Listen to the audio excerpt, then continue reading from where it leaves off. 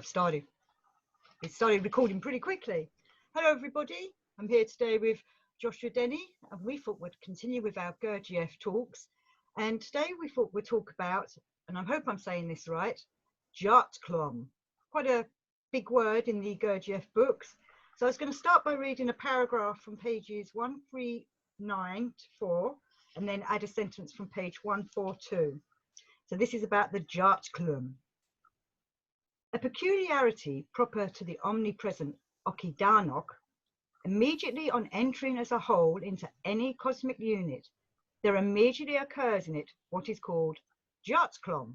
That is to say, it is dispersed into the three fundamental sources from which it obtained its prime arising, and only then do these sources, each separately, give the beginning for an independent concentration of three separate corresponding formations within the given cosmic unit.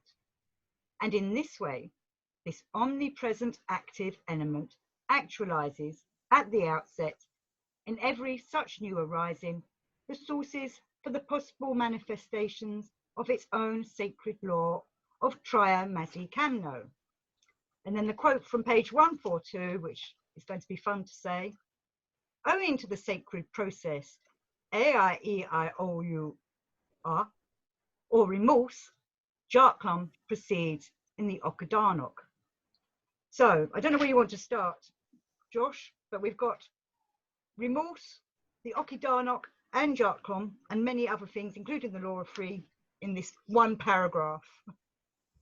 Yeah, well, I think maybe like just like start with the Kaidanok and see where we go from there, I suppose. So like I think, I mean, I can't remember exactly where it's introduced, the term Kaidanok, but it seems to be like obviously a big player in in Beelzebub's Tales, a big player in like the creation, the process of creation, and like its continuing functioning. And he kind of another name for a Kaidanok, I think, when he like describes it, he says it's like the omnipresent active element, active element. So you can think, well, what's an active element? I mean, like in science, the term elements, they just refer to the elements, like you could say like substances. So there's no like active element in the sense of one substance being more sort of active than another. The elements just have their own properties, and they will react if they're put in particular conditions with each other, but there's no like active element. So, and like it's omnipresent. So again, with like substances, no kind of normal substance is omnipresent. It may be dispersed throughout the universe, but it's not present everywhere. So like omnipresent. So that kind of suggests to me, the way he sort of talks about it, that he's not really talking about a kind of like, a substance as we are familiar with, or like, the way we picture a substance as like, like a material entity that has like, kind of three-dimensional properties. So I just put that out there. I don't think he's kind of really referred to it as like a substance as we know a substance. Do you think like an energy? Maybe an energy? Yeah, it could be more like an energy. Yeah, I would try to see it as something that has like each of those aspects. So you could say one aspect, it has properties that are like matter as we know it, material properties. But in another sense, it kind of has properties of what we would term like an energy. So something that can interface with matter, but it's not strictly kind of material, But also the way he talks about it as like being active, the active element. I would say, well, what is what does he mean by active? The active element. It's almost like saying it's the source of action, activity in, you could say, then creation. So if we were like asking what is the source of sort of activity, or the element that is the active element in the universe, then, or in creation, I would say that was will. Usually we connect will as the kind of the motive, the moving kind of force, if you like, the thing that begins things and gets them going. So I'd kind of say I think he's kind of connected it with that. But also in the name, this doesn't come from me. Someone just mentioned it to me, so I don't know if it has any validity or not. But in the like as it's written, I pronounce it a Kaidanok, but whatever. But you could see there's if you split it into sort of three, there's okay, the first part, Then the second part is da. So that's like Russian for yes. So you've got like okay, yes, and then you've got knock. And I think, again, this is not through my own researches, but someone's done some researches into it. And I think they kind of connected that knock kind of coming down through the sort of Jewish linguistic kind of roots. And I think, again, they found like a connotation to it of a kind of a yes or an affirmation or, you know, an enablement. So if you looked at it as like, okay, da knock, then it would almost be like, yes, yes, yes. Right? Now, so like in terms of a yes, you know, in terms of the work, that's like the yes is like the active force, isn't it? You know, so like there's the affirming force is the yes, then you've got like the denying force is the no, and the reconciling is like, I don't know, something in between the yes and the no. So I think maybe in a way he's like, even how it's written, the kind of like yes, yes, yes. That's like affirming, affirming, affirming in a way, even though it's not a kaidanock. He says it has these three forces in it, like affirming, denying, and reconciling. But the way he talks about it in terms of its kind of operation, like in the creation, then he seems to be again like affirming that it is the affirming aspect. It's like the prime mover, if you want. So it's like yes, yes, yes, and also you could kind of think about that as like thrice holy. Have you heard that kind of you know? Yeah. So that's just something that might be in its like name, and I think like that holy, holy, holy. Can't remember where I got that from. That Gurdjieff. Oh, I can't remember, but anyway, it's one of my favourite things. It's about the angels and I think it's to do with Daniel actually, when the thing comes down from whatever it is that he stands before the flying machine. But it's holy, holy, holy. It's very important. Yeah. It's free. Yeah. Yeah. And like he talks about the three forces as like, you know, the three sort of like holy sources, you know, if like, oh, I don't know. So also when he introduces the term like a kaidanock, he kind of, I think he introduces it when he's talking about the creation, the creative process, you know, that gave birth to the world, the universe. And I think he kind of links a kaidanock as being like an emanation or the result of the emanation of the most holy Son Absolute. So like, you know, you could kind of see that as the source then. So there's like, yeah, he kind of describes it as an emanation of that sort of source into, you could say like creation, like an emanation of the source into creation. And I think he kind of talks about it almost like as a crystallization of that sort of emanation. And like in linking it with the emanation of the kind of the most holy Son Absolute, I think he kind of ties it with what he calls the theomelogos, or like I think that translates as the word of God. So there's a couple, you know, there's a one kind of connotation to it as like being affirming in nature or active in the sense of will, like the nature of will. But also he seems to connect it with the sort of reconciling aspect of will. Because like the word of God is kind of expressed the way it's talked about as like the third force or the reconciling kind of face of the will, you know? Because like say in Search of the Miraculous, when he talks about how the creation sort of, you know, begins, he talks about it in terms of the octave. And so like in terms of coming down from the do, you've got the first do, and then there's a shock, a gap, and then you've got C, you know, and then you go back, you go down to the lower do. So in that process of like involutional creation, it's like at the first moment of creation or after the initial act, there's the shock. There's a shock there before I can get to the next note, is C, you know, the next stage in creation. And he kind of says that, you know, there was no kind of, obviously at that stage of creation, there's no kind of like stuff around to be able to serve as a means for that shock, you know, for something to draw upon for that shock to be, you know, overcame, or for something external to provide an impetus to, you know, some energy or something to overcome that shock. So he's saying that first sort of shock has to be, I think he talked about it, saying it has to be filled by the will of the absolute. So like a void that needs to be filled. Yeah, just like it can't proceed. There's something needed, you know, to get to the next sort of stage of creation. Then the next step in the octave, like the descending octave, and you can't get there unless like something, you know, something's done. And in this case, he has to have like a direct act of his will, you know. And so I think also in like some of the early versions of his writing of Beelzebub, like the 1939 version of stuff, the unpublished version, I think he talks about like, say, the creator initially sort of emanating the two forces into, like, say, that existence. But like him kind of realizing that they proved like just sterile, like, because they were kind of like equal and opposite. They just butt against each other and they don't give any room for development. They just like cancel each other out. So like he said, he emanates the two forces, realizes like, oh, you know, they can't really do what I want them to do. So he has to introduce of himself this like third force. Oh, So yeah, okay. yeah. And so like he talks about that third force, like again, how it's introduced into the creation is like a direct act of will of the creator. So I'm kind of linking that with this like action of the third force being an act of will to the emanation of what he calls the theoma the logos.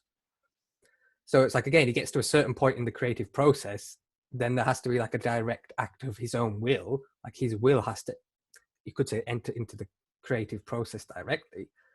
And in like Beelzebub, that's kind of expressed as this emanation of the word of God into creation. So I'm again linking that sort of the emanation of the word of God with like the emanation of the third force into creation, or whereby creation is enabled to continue. And like you could almost see like, again, sort of like the crystallization of that word of God or emanation in the creation is this Akaidanok. So you could say in a way that the Akaidanok is like, you know, the kind of, say crystallization, but the kind of materialized expression of that will of the creator, either the three forces together or just like this reconciling aspect of the will. So when he talks about it on here, he's calling it the omnipresent Akaidanok. So is there anything special about it being the omnipresent? Because later on in the same paragraph, he talks about the omnipresent active element. Yeah. Yeah. Well, like I say, like he's saying that Akaidanok enters at that sort of stage. Like I'm connected with the stage of where there's that act of will or that emanation of the word of God into creation. So that emanation, by its nature, the word of God, or the reconciling force, you know, the level that we're talking about, that's kind of like almost prior to or in the first stages of creation. So it's kind of going to be omnipresent relative to what we know as the kind of manifest material universe.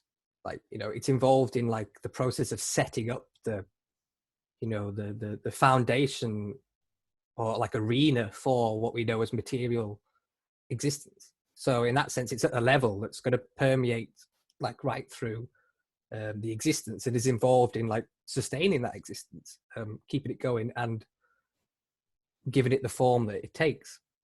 So like we're saying, the three forces are present in this Akaidanok. So it's kind of like, you know, there's the three forces present in the creator, but they're latent. Then they get like manifest or emanated or expressed into what becomes the creation or the creative process. And then inside this sort of creation, if you like, there is the Akaidanok, which kind of is the reflection of the source. Do you see what I mean? At a lower level, it kind of reflects the Godhead, the Trinity, at a lower level. So you could almost see it as like the existential expression of God, you know, like there's like the unmanifest triad, you know, in the Godhead. And then in creation, there's the manifest triad of this Akaidanok. And like he says, that enters everything and kind of gives it its like triadic structure, isn't it? It's like saying only by virtue of this Akaidanok is everything kind of given a sort of triadic nature, and that's what enables it to like participate in, you know, the creation or be and exist. And like he says, particularly in man, then because man has like three brains, this Akaidanok can manifest in a different way because of his three brain nature. It can manifest through him in a different way than it would do through, like, you know, just inert matter or like a one-brained or two-brained being. It's like because he's got three brains, it enables this Akaidanok to kind of fully, you know, manifest itself or fully reflect, you know, the kind of the Trinity in the Godhead. And that's kind of one way why they're saying there's this connection between man and God in terms of man being like an image of God, you know. So this idea is that in Akaidanok, this the three forces can take kind of the same sort of expression that they do in the creator, so that man can be like a little mini, you know, mirror or version of the creator. And it expresses that in terms of man being able to be actually like have his own law of three. I mean, it kind of says that Akaidanok enables everything to have a law of three, or for the law of three to operate through it.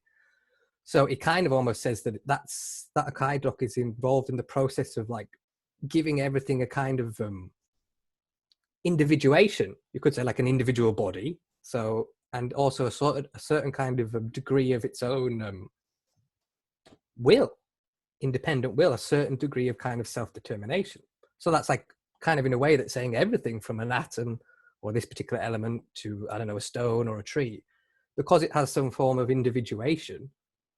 You know, it's separate in one sense from something else. It is what it is. It's a kind of a whole, an entity, that it has some degree of like its own will, self-determination, you know. But obviously in man, that kind of reaches a new level, like this idea of having some self-determination or like being a source of your own sort of initiative, you know. So like through this Akaidok expressing through man's three-brain system, he can be like a real, a full sort of image of the creator, rather than like the other sort of expressions being partial. They can't kind of fully express the law of three or the full potential of the law of three because they don't have this sort of free brain nature.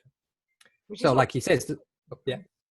Well, so like Gurdjieff's training us towards, isn't it? He's trying to teach us to become fully attuned so that we become the real us, not perfect, but you know, perfect representation of the Godhead. Yes. Yeah. So like you say, yeah.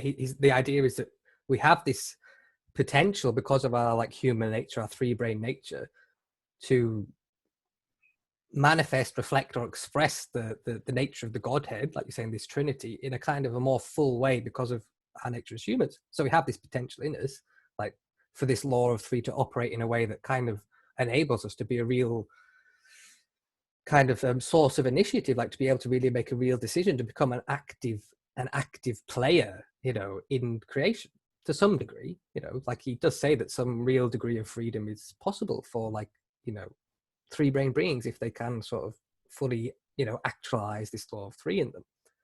But I was going to say that, yeah, like, so that Akaidok, he says it when it enters or interacts with a cosmic unit. So you could say, like, I don't know, an atom, a stone, a person, whatever, you know, some unit, that it never enters it kind of or blends with it as one, like as a whole, so to speak. As soon as it contacts the entity or enters the entity, it kind of divides into the three sort of forces within it, the three kind of aspects to this Akaidok that are present in it.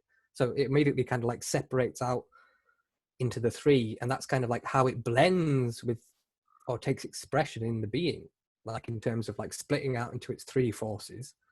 And like then in man, then it like, so this Akaidok enters us, splits out into its three forces, and those forces kind of express through our three brains, you know. I mean, there's the idea then that like the affirming force in Akaidok expresses through your head brain, and then the denying would be in your spinal brain, and like the reconciling would be in your solar plexus, your feeling brain. You know, so like you feel it, can't you, in your solar plexus? Your solar plexus is quite sensitive. We're quite, you know, well, most people should be noticing it when it's doing its little butterfly feeling, or it's jumping and saying well, like, what would be the negative? You were saying about the Okadanok's the yes force, so what's the no force? Well, I'm saying that in a way Akaidok, in terms of like how it interacts into free, and well, like how it interacts with the creation, like the role it plays, you could say, in the creation is as like the active force, the active element. So it kind of plays that role. But we said before, it does have the three forces within it. It's kind of, you know, one expression of the, you know, of the source or the word of God at another level of you know, creation. But and like, I know what you're saying. I'm saying that it's active. So what's the other kind of like, you know, passive and reconciling thing? Well, I suppose like in terms of the creation story, you've got like your what he calls the ether akrilno. So obviously there's the word ether there, and I think krilno has some kind of connection to sort of like a creative process, or you know, like there's that idea, isn't there, in religions and stuff, that God made everything from like this clay, you know. There's those metaphors of the potter. So, and like ether, there's the ideas of ether, isn't there, in different spiritual traditions, being like these, like the essential substance almost that all other substances, you know, kind of come from. So you could see the Akaidok and the ether akrilno kind of having a relationship like that. that you could see the ether acrylamide was the kind of denying force then, if you like. But when like this echidnoc enters us and goes through that Djartklom, this like separation where it sort of separates into its three constituent parts or forces, he says that there's always a process of it striving to reblend again, you know. So like we could have some experiences in us that not only is there like this automatic Djartklom going on all the time in terms of how the three forces are like entering our brains and, let's say, and you know, flowing through them, allowing us to have the three brains and for them to interact in that way. Not only is it that sort of level of Djartklom happening all the time, but also it can happen through experiences. So like, you know, you might be walking along for some reason and suddenly, you know, your state changes for not because of anything obvious has happened to you, you know, like somebody hasn't suddenly jumped out of the road and go boo, you know, but just for some reason or other, you suddenly maybe like, you know, just feel yourself in an obviously different state, and we could say a higher state then, you know. So you could say in that process, that's a form of Djartklom. You know, there's a kind of some stimulus, you know, a shock in some form, and that kind of causes the you know, the current relationship of the three forces or the three brains to change. You know, like again, he kind of talks about them separating out into the three sort of parts, and that can be like the, you know, the experience, and then they strive to reblend and return. So we have these experiences, and then we come back, and you know, so it's kind of involved in the flux of our experience. You know, like this partial separation, reblending.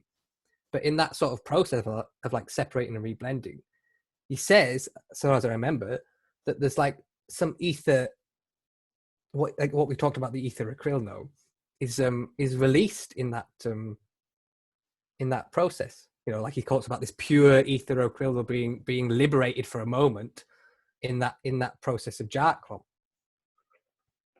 So with that's the process, isn't it? Because I think I mistook it before as being some kind of energy force of putting everything together. So I'm just plugging in because I've realised my battery's dying. So it's the process of everything coming through from above, and it's how we work with it once it's coming in us. So we've got to be developed perhaps to a certain way to be able to use it or to transform it correctly once it's split, then bring it back, like you were saying, we've got to blend it back in. Yeah, well, it's like there's Djartkloms, let's say, then at different levels happen. If Djartklom's this process of separation and reblending, then he kind of says that process of separation and reblending is going on in everything, an atom, like a stone, a human, and that process, you know, like separation, reblend, separate, reblend, is how the thing, whatever it is, the atom, the human, whatever, maintains its existence, like how it stays in existence, doesn't just like disintegrate then. And also through that nature of the three forces, not only is it like, you know, persisting through that Djartklom, reblending Djartklom, that's what's maintaining its being, but also that's what gives it a certain degree of independent being, you know. So like we're saying again, in a way, everything has a degree of its own independence to some degree, you know, which is like again saying everything has its own will, but it's just manifest at different levels. It's like saying the stone to extent has a will of its own, but obviously the strength of that will is not such that in general it can resist, say, the will of a human. Like I can pick up the pebble, you know, and throw it. So it's kind of, it has a lesser degree of sort of, you know, independence, you could say, or will than a human. You know what I mean? So like you could see that the echidnoc, everything has will, you know, in terms of these three forces and a certain degree of its own independence. But that like the degree of independence is different depending on the level that you're talking about. Like in man, that obviously we have more than, you know, than the animals, you could say, in general, and more than like the inert matter, you know, like the form that the echidnoc takes in us enables our will to kind of be able to be dominant to some degree over the lesser, you know, wills or entities in our, you know, in our existence. But yeah, so that kind of is involved in everything, like we're saying, then the process whereby any entity unit from atom to man or whatever, or sun, maintains its kind of existence. It's like that constant separation and reblending. But it's also like we can interface with that intentionally. So yeah, not only are these automatic like Djartkloms going on in us all the time, like you could say that the process of how food is digested in us, there's a Djartklom there, like substances are taken into us, they're split into their constituent parts, And in that process, we can, like, those parts blend with the same parts in us. Like I take in some sulfur, and maybe that blends with some of the sulfur that's already in me, or gets distributed through me. So all of those kind of processes are like a Djartklom, and they release energy. Like I say, I take these substances into be a compound, I split it into the elements that are in it, and I kind of get some energy out of that. So it's, in one level, it's the basic mechanism of, like I say, how creation maintains itself, how units are formed and maintain their own sort of individual being, and also, like this, how energy is liberated in them. So the idea is, we have all these automatic sort of Djartkloms going in, so processes of like transformation. But we can, again, because we're man, we have this three-brain nature, we have a greater degree of sort of possible freedom in how we can interact kind of intentionally or consciously with that process. And I suppose most of the time when people aren't doing this kind of work, or say we'd never met Mr. Gurdjieff and didn't know this would just be happening to us, I'd like to say willy-nilly, and we wouldn't be using this process in any way. We'd just be letting it come into us and not have any consideration of how to perhaps blend it into higher energies or higher use. Yeah. I mean, obviously it's we take it, it's automatically active in us all the time, and don't we generally, we just take it for granted as humans that I have a certain amount of what do they call it, agency. Like I can have it, at least I have the appearance of some free will, ability to make a choice, and the appearance of being able to have an effect on my environment. I have an individual unit. I seem to be separated from something else. I am me by virtue of not being you. So but we just take that for granted. We're saying that process is going on in us all the time at all different levels. So it's a basic means of kind of like transformation. But we don't really see how it's present in all our aspects of our life. We don't really see this process. And because we don't kind of see it, we don't see the opportunity that's there for us to kind of use that process, use the potentials, the properties of that process. But like, if we're saying that like a kind of, say, a moment of self-remembering that just comes about, of itself, you're just walking down the street, maybe lost in, I don't know, daydreams, and then for some reason, you come back to yourself. And if we say that that's like a form of Djartklom, then that's kind of similar to what he was talking about in terms of remorse, or that it's just like you say, it's a word for remorse, but it's made of just like all the vowels, like, in a particular kind of repeating order. But like, we were saying that the sound of that is almost like, some painful cry, which is kind of apt in a way that it's, the name for remorse. Remorse is supposed to be like, oh, it's a painful kind of thing. So it's funny that you just exactly, it's like, it's literally sounds like the cry of, I don't know, the heart or something if it's been hurt, So but he says that remorse then is another form of Djartklom, where the three kind of forces can separate out, or the three brains can kind of separate out in a certain, come into a certain form of relationship. And I think he expresses remorse as kind of like the critique of one brain, criticizing another brain in terms of like being able to see its kind of present or former unbecoming manifestations or perceptions. So it's like one of the brains kind of sees something not right, either in what's going on directly in another brain now, or what went on in the past. So it's like that kind of critique of one brain by another is a one form of Djartklom, and that critique can give rise to like remorse, seeing maybe what we should have done, you could say, or not done in a particular situation in the past, or maybe at the moment seeing something unbecoming, in our nature. So like, he's kind of saying that is one form, again, of Djartklom. It's a change in the state of relationship between the three brains. Because kind of normally, like Gurdjieff says, why do we? Pardon? Because I've never quite understood that, of this remorse is somehow helping us develop. Well, it's just like the idea of, again, like his work, like trying to remember yourself, we experience resistances to that, in things that prohibit us from remembering stuff. Something resists that in us. That seems to be evident to anybody who tries to remember themselves in whatever the way they picture that. People all describe finding themselves, falling out of it. So, like Gurdjieff says, we need some help, don't we? We need some help to enable us to remember ourselves. And he kind of talks about reminding factors.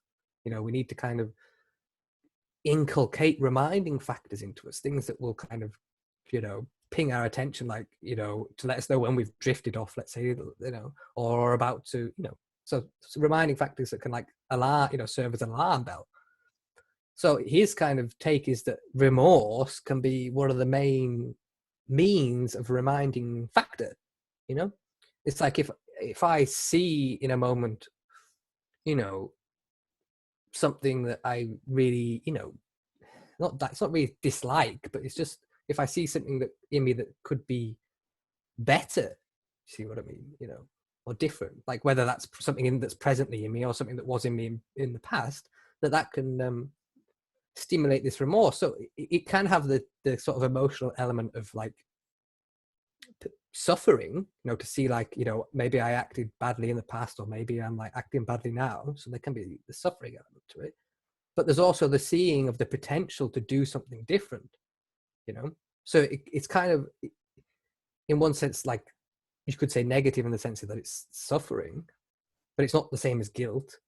But it also has a positive thing there, because it shows us the potential to do something differently. Like maybe we see how we could have acted instead, but it also just serves to show us that we do have this, to remind us that we do have this striving in us to be better.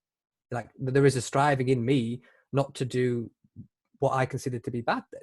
And when I see remorse serve to remind me of that, like to show me, oh, look, you don't want to act this way. You want to, act this way. Or it shows you, reminds you what you're striving towards, you see. So it's not like the same as like guilt and just like, oh, I'm such a bad person. It's not like that. You can't like force yourself to have remorse. He kind of expresses it as like this thing. It's a direct boof, impact. You can't really force that on yourself. So it's a moment of feeling.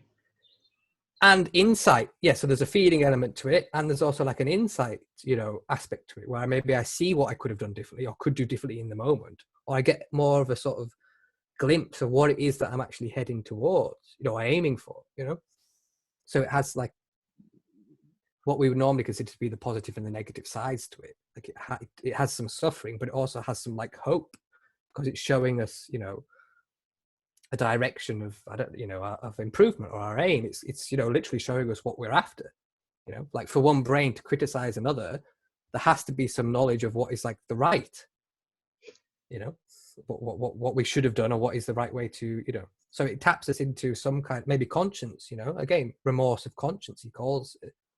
So it's one form of stimulation of the conscience to show us maybe what we should have done, or, some conscience is kind of like self-knowledge, isn't it? Really, the word conscience, it's like knowledge of self, because that's what we're trying to wake up, isn't it? Our conscience. Yeah. So like he's saying, remorse of conscience is one of the main, helps to like bring consciousness, to make it active in our lives. That's one of the main ways it can touch us. But yeah, just like you say, it's a like a spontaneous kind of thing in the way, I mean, you could do things to try to help it, like make efforts on yourself that might, make you more prone to it, but you can't really force it, like true remorse. It just hits you. It's obvious. It's of your conscience. It comes from your conscience, which is like in your subconsciousness.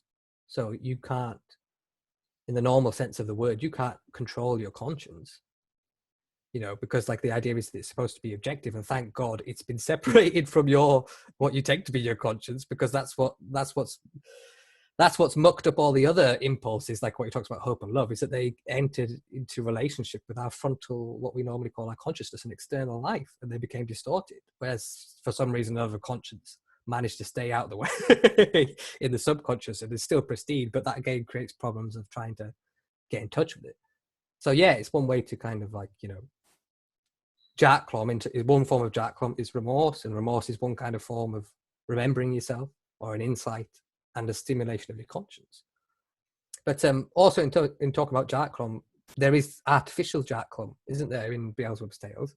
So this takes us into like the Gorno ha hark. Again, I don't know how you pronounce that. Yeah, I say Gunnar ha hark too, because I think Yeah, ha hark because crows or ravens, they go yeah, yeah, ha ha. yeah. That's exactly it. That's what I thought as well. Exactly. Doesn't he say? I don't know if it's in Beelzebub, but or somewhere. I'm sure I've heard him saying something about like to him, whether this was to Gurdjieff or to Beelzebub, I can't remember who was speaking it, but him like saying that his favorite bird sound, like to him, what was the most beautiful sound was like the cawing of ravens or a crow, rather than like what we tend to think of songbirds as the the blue tits or whatever. We tend to like that.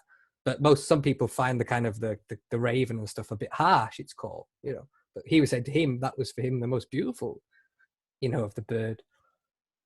And there's again here, this kind of like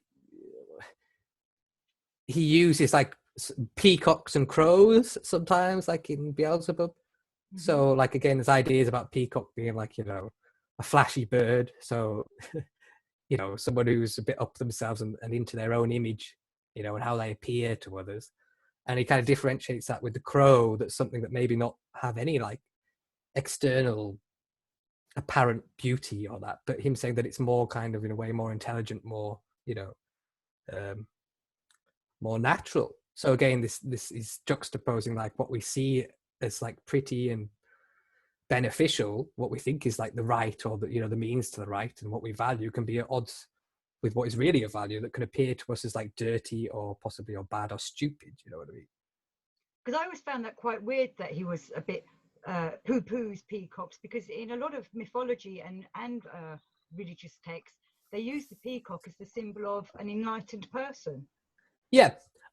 Again, I think he's playing with it. He's playing with these two sides. Like, like in some of his expressions, he says that you can't become like an altruist. So we could say the conscience, until you've become an egoist first. You have to, prior to being an altruist, you have to first. So he's contrasting these two impulses of like an impulse for self, what I want, then self-aggrandizement, I don't know, some pride in self, with something that's kind of more related to others than service to others. Like, you could see the peacock as kind of like the egoist and the crow as like the altruist. So it's saying that it's a balance between those two aspects. There is something in us that's right to have self-interest. There's something that's like we are a being, so we have as much right as any other being to be happy. So it's like we have to make ourselves happy. We have to put some attention into ourselves, but also that has to be in relation and balance to giving attention to others, So like, again, he's saying it's a balance between like service to self and service to other. And if you go down either, like if you just go service to others, that'll get distorted and you maybe burn yourself out or become jaded, or maybe you're getting off on service to others in a kind of a way. And if you completely just went down to service to self, then yeah, you just be an egoist. But I think he's trying to say that the real work then is a balance of these two. It's not one or the other. There has to be a balance of these two sides of our nature. But yeah, the peacocks definitely is I think it's partly in Indian theology, but it's also in like the Yazidis, isn't it? Yeah. Their peacock. The peacock is one of their it's a figure for one of their gods, you could say, or it's yeah. But I would say that has a relation with you've got your Egypt interest. The peacock bears a relation to Horus. There's always, in most of the religions, there's a relationship between birds and snakes. And like the bird kind of being put at a sort of higher level than the snake. Like, I mean, they used birds to hunt snakes, but it's kind of like, the snake is kind of like the intelligence of the body in a way, kind of manifestation. And like the bird, because it can soar above it, kind of represents, a higher, yeah. Yeah, like, with the head, like this out there, you'll see a lot of like the Egyptians with a headdress, and there'll be a bird behind the head, and there'll be like a serpent kind of on the crown. So you've got like, obviously the serpent, then you could say is like the what's that, Ajna? I don't know, whichever what you would have called the forehead chakra, yeah, and then the bird would be the crown or higher center. But anyway, yeah. But so I was saying, Horus is protecting you and hovering over you and sending the Horus, whatever he's sending down, yeah, his energy, wisdom, and the snake's coming up through you because that's your Kundalini waking. And Yeah, third eye. But yeah, some yeah, heroes ended up with the snake and the bird on their yeah, forehead. Tutankhamun has that, and I wonder if that's just yeah. when the misunderstanding started to happen of what all this meant. I don't know. I might be wrong. But I think it's just a lot of the time it's just a blend of them trying to it's just a blend of the snake and the bird coming more together, really, or they're trying to express it in a more kind of physical way of the brain. Like people have related the bird with what is it the cerebellum? I can't remember, or the cerebrum, whichever one is the back part. Yeah. So I think they're just relating them to different parts of the brain, when they kind of mix them together. But yeah, obviously there can be confusions to that. But we were talking about artificial Djartklom, and we said about Gornohor Hahak. So Gornohor Hahak in Beelzebub's tales is like he's like a kind of a scientist. Beelzebub kind of describes him as an intelligent guy. And this is on Mars, isn't it? Or is it Saturn? Saturn, I think. Yeah, like he says that. Yeah. So again, there's a connection there with like wisdom, isn't there? Saturn. So and he describes him as a kind of a bird, doesn't he? Like a bird being. So he goes to Saturn and like gets chatting with Gornohor Hahak, who's this scientist, and he gets like invited to go and see some of his lab and his experiments and the stuff that he's been doing, like his experiments into a Kaidanok, into its nature. And so he takes him to his lab and he does some kind of experiments. And part of that has to do with this process of artificially separating out the three forces. Gornohor kind of sucks in like the Kaidanok in its pure form. So when it's got the mix of the three forces in it, and then he kind of like sucks it in and manages to separate it out artificially. So like he gets a little chamber with the affirming part in it and the reconciling and the denying, and then he experiments with different ways of blending them together, like different proportions, and he also experiments on blending them together without the presence of one of the three forces. And this is in his laboratory. We best just clarify. Yeah, this is himself doing it. It's in he's got a special room. Fully described in the book, but yeah, so it's like a sealed off, hermetically sealed kind of chamber that he takes Beelzebub into to do these experiments. And like part of the experiment, like we say, it's dividing the Kaidanok and experiment around with reblending it, you could say, or letting it reblend or strive to reblend in different ways. And when he kind of removes one of the three, when the Kaidanok, some of the two aspects, whichever one the two are left, when they try to reblend, they can't properly reblend because there isn't the third, and it kind of gives off light and sort of electricity. And so like he's, looking into utilizing like a source of power and stuff, And he also kind of takes Beelzebub, shows him that through using these different forces, like separating them out and then changing their ratio, that you can perform alchemy. Like, doesn't he? He kind of gets a piece of copper and then introduces the three forces or one or other of them at a certain proportion, a certain amount of that force then into it, and that enables it to evolve or involve, So like he introduces the forces into the copper and enables it to transform into gold. So like there's different ways of looking at that sort of episode, lots of people, I mean, it's typical him, isn't it? I would say there's lots of different ways to interpret. There's not one way.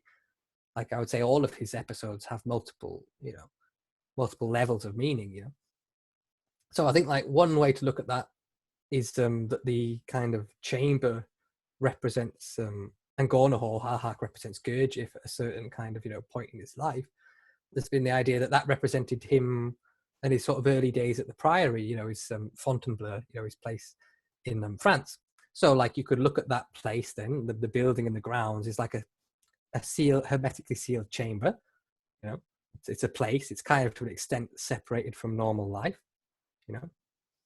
and it's like a means of, like he even talks about it, like the place being a means to create conditions for work. So like forces and things can be concentrated in that in those conditions that are separated from sort of normal life. They're kind of artificial conditions, So that's one way of looking at it. You could also look at the sort of chamber and the three containers of the three forces as a sort of picture of the human body, the human factory, you know. So like the chamber represents kind of like your body, then you could say, and the three, you know, canisters that take in the three parts of the Akaidinok represent your three brains. So that's another way of looking at it. It's kind of like a schematic, you know, of your own, you know, your own nature, like your own being, like how consciousness, light, and electricity, like the you know your nervous system, the energy of your body and stuff, how that is produced, like through this kind of, you could see it as like a partial description of that, like an analogy of that. And also here, like Gurdjieff talks elsewhere about light and heat, doesn't he? He says like, oh, the sun's freezing cold. You know, he says if you actually went up there, it's like full of ice. Yeah, on the inside, isn't it? Yeah, there are some planets that are like that. They're like, there's the idea that the bigger planets like Jupiter and Saturn are actually have frozen cores, and that's kind of like what enables them to be bigger. But so he talks about like he says the sun isn't the source of light. The sun doesn't like give light nor heat, and he kind of says that what we experience as light and heat is a sort of reaction between, let's say, then us and the sun, and through a medium. And it's kind of like the nature of that medium, like he says, that gives rise to the, you know, light and heat. So you could look at almost like he's almost in a way kind of talking about like phenomenology there. Like it's not, he's saying that it's neither the case that it's the outside world that is just like acting on us and producing the reality, and it's neither the case that we are just like creating reality, imagining it, you know, like idealism and realism. It's a mix between the two, you know. It's a co-creation. So I'd say he's kind of, in one sense, expressing that our normal ideas about what is the cause of things is askew. And again, that ties into this idea that we're third force blind. We can't really, if we can't see the third force in situations, then we can't see like what is cause and what is effect. You know, where the cause comes from and where the effects or the properties come from. Like we're kind of askew in our perception of that. So I think that's one way of him demonstrating that, saying that there's something absurd, arch absurd, preposterous in how we actually experience and think about cause and effect, you know, like how things happen and how is a cause separated from its effects or the like properties, you know. So that's another take on this, the lab as the human factory, and how like light and heat consciousness and like, you know, experiences are produced in this.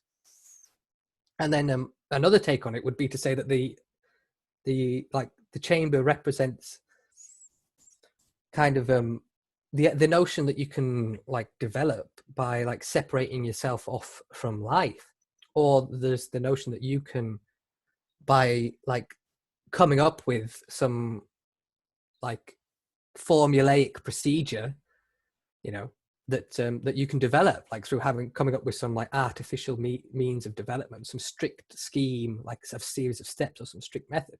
I think in one sense he's ridiculing the idea that you can develop through just like subjecting yourself to some method, you know, whatever it is, because to an extent it is artificial, you know, like me sitting down and meditating or trying to be aware of my breath or whatever it is. You could say that all these to an extent are artificial ideas. You know, you might say that they might not occur to the natural man. If you just dropped a kid in the wilderness as a baby, those ideas might not come to him, you know, like to try to be aware or to like practice whatever.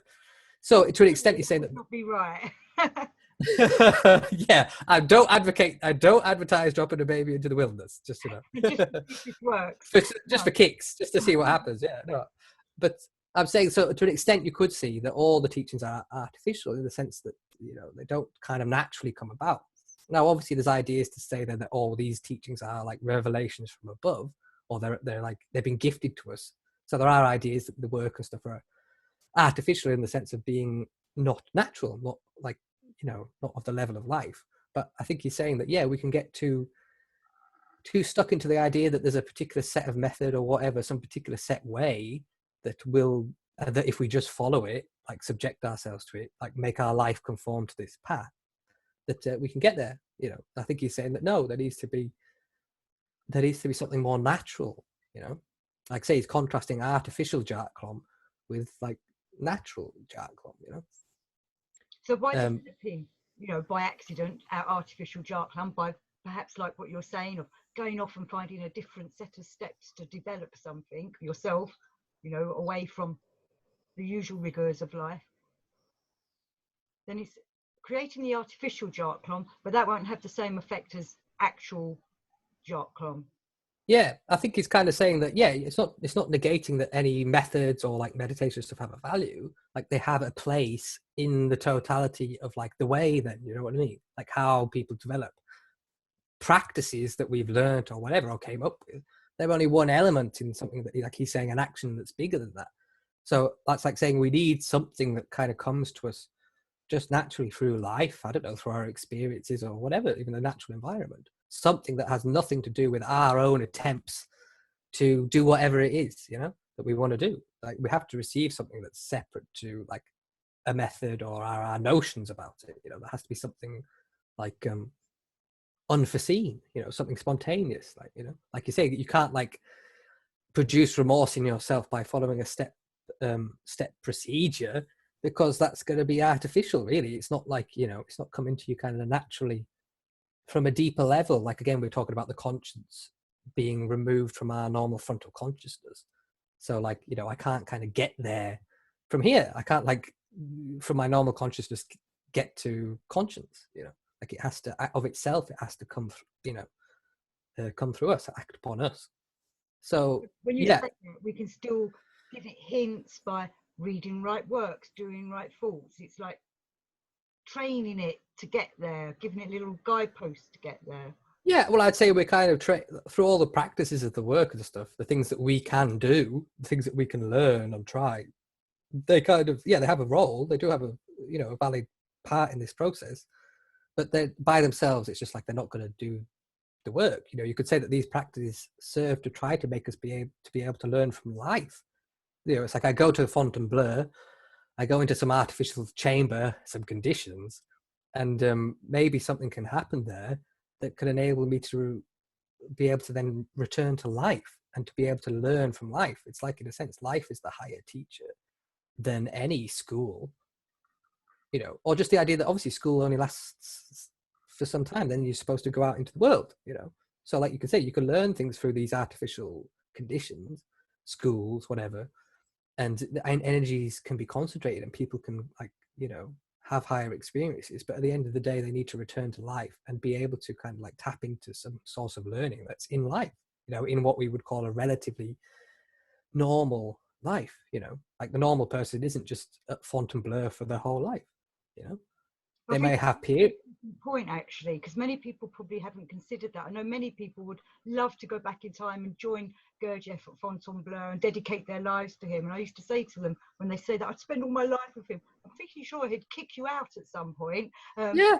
What you've just said is a great way of explaining it. So for those that want to go to a school, just go back and listen to that again. It's not for life. It's to help you come into life as life is now. Yeah. It's like So like you said, like the school can provide conditions of like a concentration, like something that you wouldn't normally conditions that you wouldn't normally experience in life, and something can be gained from that, and taken into life. So it's that's not to say that you'd only go to school once in your life, and then get what you needed from it and never return. I'm just saying there could be periods, couldn't there, of like going to a retreat or whatever. So it's just that these two, like, what do they call it? Like in Christianity, is it action and repose? Like at certain points, Christ, whatever you have to withdraw into the desert. And then at certain points, you have to go back and preach to the masses and engage in the crowd. So again, the two halves of the same, stick that are both needed, like artificial means and natural means, But yeah, just the idea that you wouldn't stay at school forever, and that ideally you would learn something from it that would then enable you to learn. Like, the school teaches you how to learning how to learn. That's like a Sufi idea, isn't it? So also in that chapter, like when Beelzebub goes into this chamber and like God hacks that, like they get on like helmets and stuff, like die. It's like, it's funny, isn't it? It's like he's trying to think what would be needed to go into space and stuff, so he kind of comes up with an idea of like a diver's suit, which is, it's kind of good. It mirrors what our astronauts, the suits that they have that are pressurized, you know, so he's quite good in trying to imagine that. So they put all these suits on, and then like, doesn't he, like, Gurdjieff kind of like creates a vacuum in the chamber, and like Beelzebub describes this as like one of the most kind of intense experiences of his life. Like suddenly, like, I don't know, say all the air or whatever is like, you know, sucked out of the chamber. He thought he was going to die, didn't he? He thought this was going to be... Well, so he says that first of all, what he kind of noticed was that again, a kind of form of Djartklom. Like the first thing that he notices is that his three brains, or three main centers, separate, right? So and they separate in a particular way that the mind, or the intellect, kind of becomes the active, more dominant player. Like the mind kind of gains an authority over the body and the feelings, like, you know. But then he also says that in that process, the mind came to be a function of his essence, you know. So, like I said, there's a separation there in terms of like the hierarchy, you know, and the relationship between the three brains, you know. So it's like saying there was something kind of, you could say, positive there, in that the three brains kind of assumed a rightful sort of relationship of authority, and like his brains and his essence came into an appropriate kind of relation. But there was also something else there that wasn't quite right, in the sense that when he kind of separated and became more established in his mind, that became more of the center through which he was engaging with the world, that he felt his other centers to be disintegrating, like to be going through the process of Rascoano, or death, you know. So it's like, shit, you know.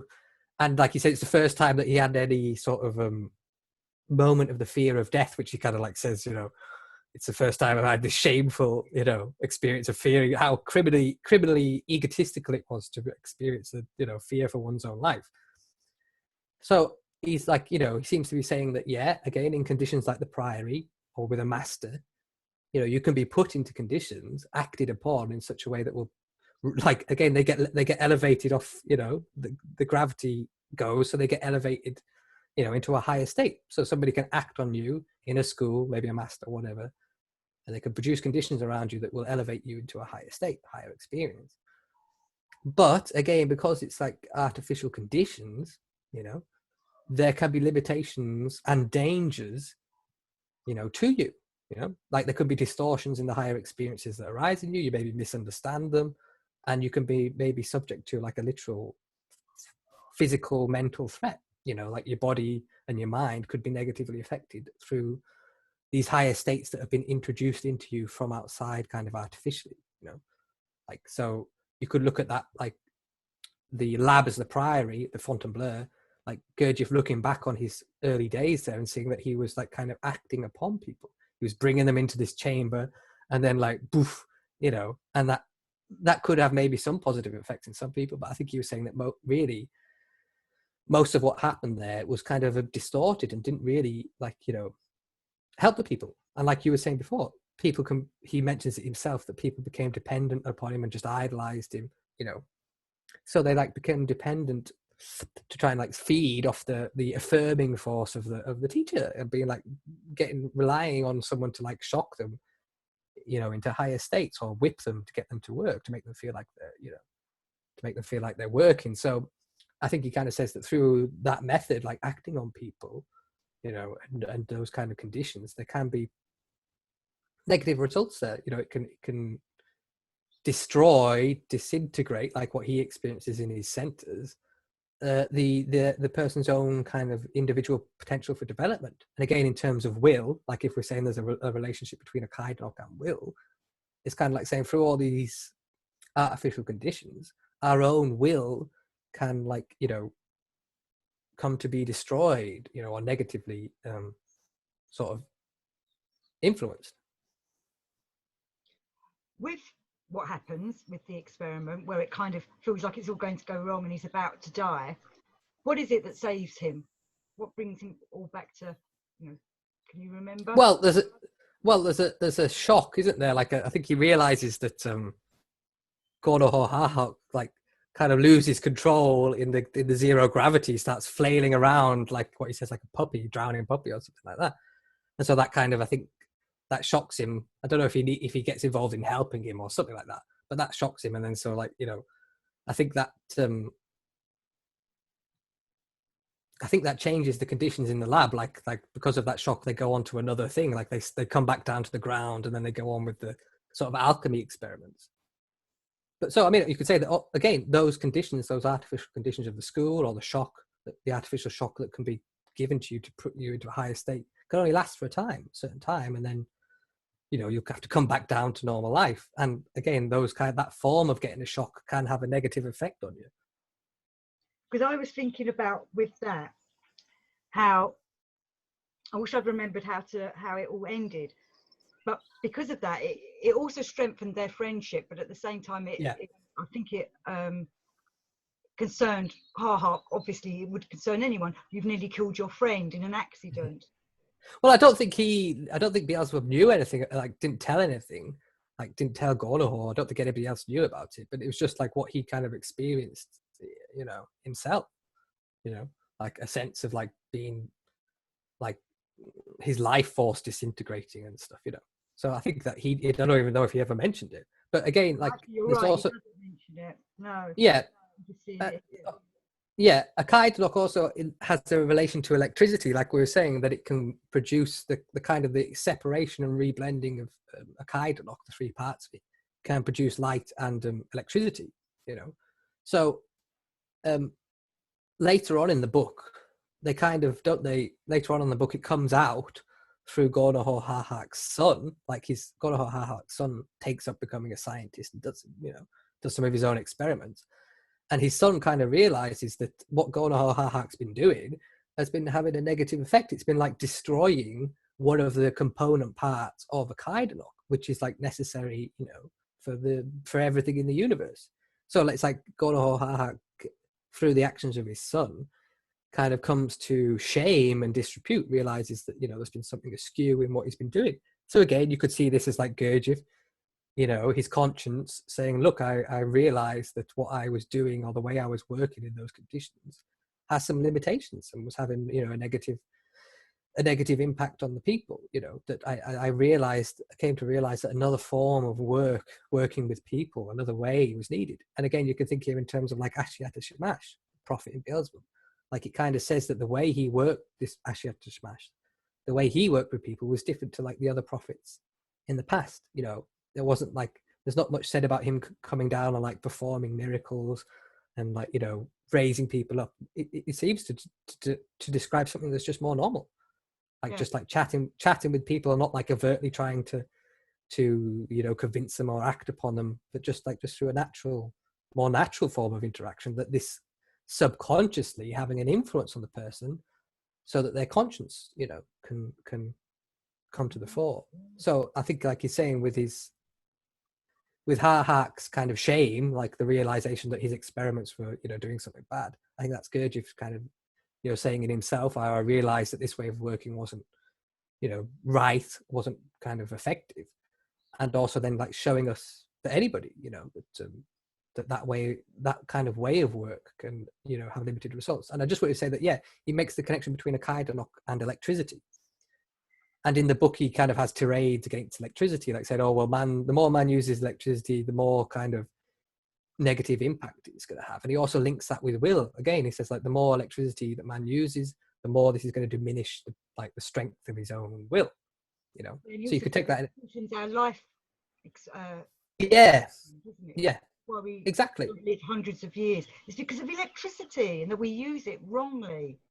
Yeah, so he literally says again, like being in that chamber and being exposed to electricity, through Djartklom, that had a negative effect on his being, on his life force. So he's saying that, maybe physiologically electricity messes with our electromagnetic system, so in a negative way. And also you could just see in a literal sense, the more we use electricity to do stuff for us, the less we exercise our own will, So that's one way. So I think he kind of uses electricity again as a Kaidlock, as one expression of will, or a form of will. So like what he calls electricity would be like self-will, or a will that's still subject to like egotistical impulses, a will that's not kind of in harmony with the greater will, like the Christian thing, thy will be done, may my will and your will be one will. So you could say that electricity is like a expression of this this self-will.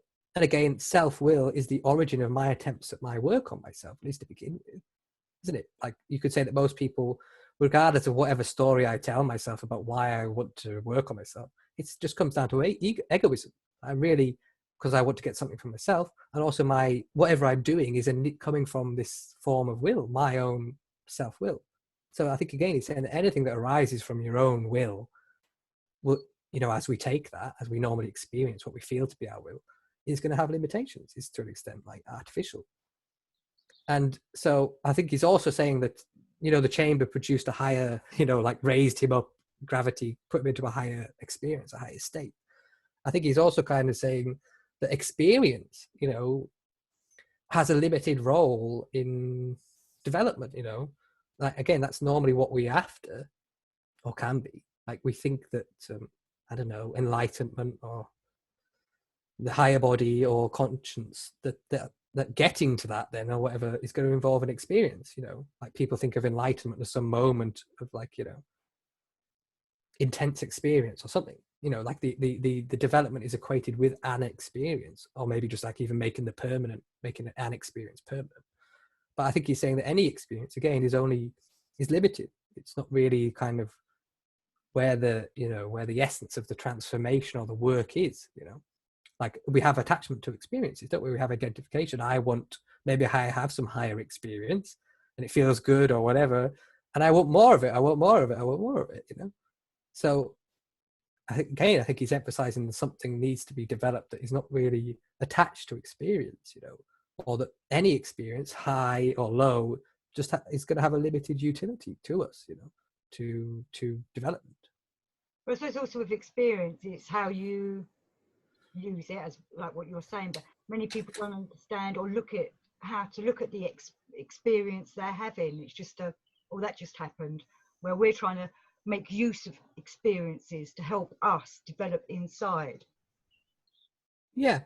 Well, like if part of the work, like the way he describes the work a lot, is like, or one aspect of it is like the strengthening of will or the development of will. That's sometimes like how he describes the work. You could say the aim of it, or at least one part of it. But he also says that in general, man, we don't really know what will is, or we don't understand what it is. But like what we normally take to be will is just like desire. Like he says, what we experience as will is just a predominance of one desire over another. Like if this desire is actually becomes greater than the other, then that's what I do, and I feel it to be like a choice, my own will. So he kind of says that real will is something different to just like desires, one desire becoming like stronger than another. That's normally like kind of what we think of, like when we say willpower, we think of something that I'm like a strength that I can have, and that's something that I do, a strength to get my own way. I don't know, so I think he's saying that really the will isn't of that nature. It's not really like what we tend to experience as will or conceive of it, which is more like desire, and in Beelzebub he talks about the needed part of development involving the differentiation between non-desires and desires, like being able to separate out non-desires from desires, and for the non-desires to predominate over desires. So he kind of says that there are these higher impulses, you could say, than the non-desire, and they need to be separated out from desires, and come into an appropriate relation with it. And again, that kind of mirrors his process of trying to develop higher bodies.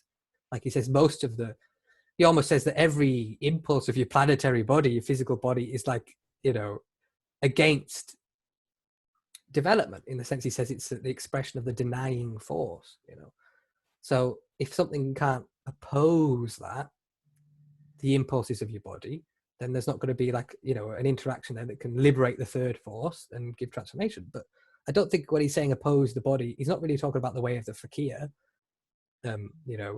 which is like self-mortification of the body and just like going against every desire of the body. And he does kind of talk about it in a way, but I think he's more, talking about something more subtle there, like if we say that man has these different natures, like a bodily nature and a spiritual nature, I think he's more just talking about us discerning between the two, discerning between my sort of physical nature and its needs and desires and wants, and maybe whatever the higher part of me, then my essence, what its desires and wants, just being able to differentiate between the two, be able to satisfy the two, but appropriately, But they can be quite difficult to differentiate sometimes, because one eye is going, no, you need that, and then the other eye is going, Yeah. no, you don't. Yeah, well, of course. Yeah. I mean, like, I'm not saying it's at all easy. Like, you know, like a lot of the work involves like the experiment with yourself, like going, like the form of going against your habits and against your bodily desires is, you could say, is a means to establish what actually has some permanence in you. What can't I go against? You know, it's like, I don't know, maybe you could find something, a belief in you or whatever, some, what we might call a habit, you know, some way of acting or reacting. We might find that something, you know, in us that we can't negate, like no matter how much we try. I might be able to go against certain of my habits, but some of them I might find impossible, you know, like no matter how much I tried in the moment, I still just act that way, you know, or maybe there's some things I just can't possibly conceive of changing.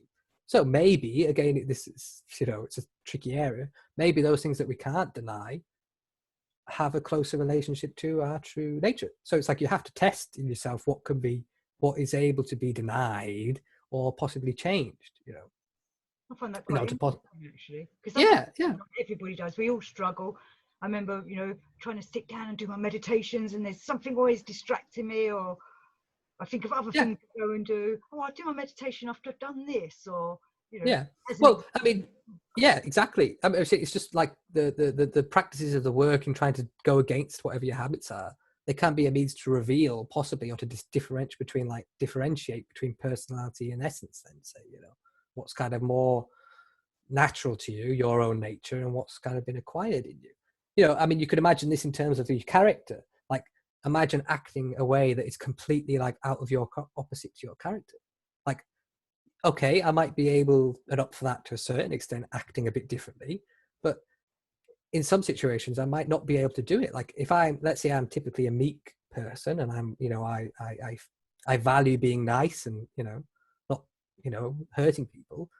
So then, okay, then how far could I go in an experiment? You know, just say for a moment, then down the other way, could I like manifest as and a really aggressive person go up to some, you know, bodybuilder and say, what, you know, what the F are you looking at? You know, and you know what I mean? So we can try to see how far could you take that, like in actuality.